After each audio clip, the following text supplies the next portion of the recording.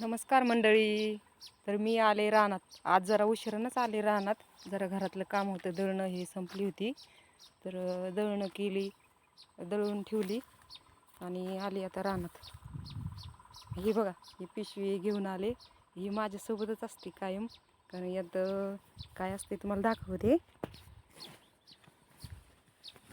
यात असते ते ठेवायला लागते पिशवी आणि मोबाईल ठेवायला. हे बघा, हे तुम्हाला रिकामं रान दिसत असेल तर हे रान आहे का नाही, हे आमच्या भावकीचं आहे. त्याच्यात बाजरी होती. बाजरी त्यांना उशिरानं पेरली होती ना, मग बाजरी जून महिन्यात बाजरी काढली आणि मग तिथून पुढं रान तयार करून उडीद पेरलाय. पण काही अजून नाही उगवलेला एवढा. आता कधी उगवायचं आणि कधी शेंगा यायच्या त्याला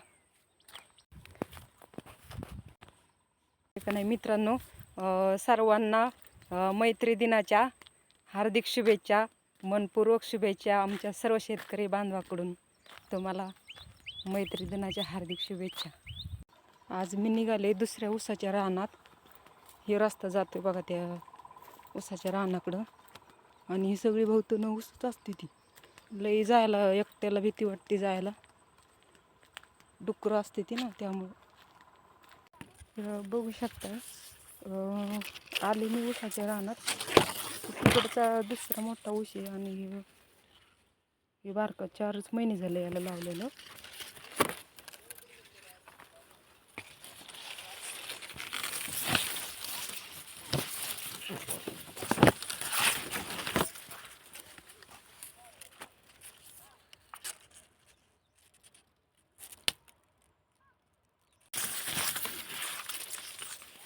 असलं एखादं डुक्कर विकतं माहिती,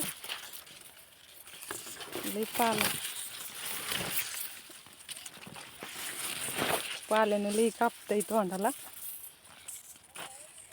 तर हे बघू शकता तुम्ही, ऊस आपला 4च महिन्याचा ऊस आहे.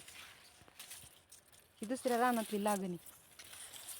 ती तिकडच्या रानातला आहे का नाही, मी तुम्हाला मागच्या व्हिडिओमध्ये टाकलेला तो मोठा ऊस आहे. ते म्हणजे 7-8 महिने 9 महिन्याची लागणी ती.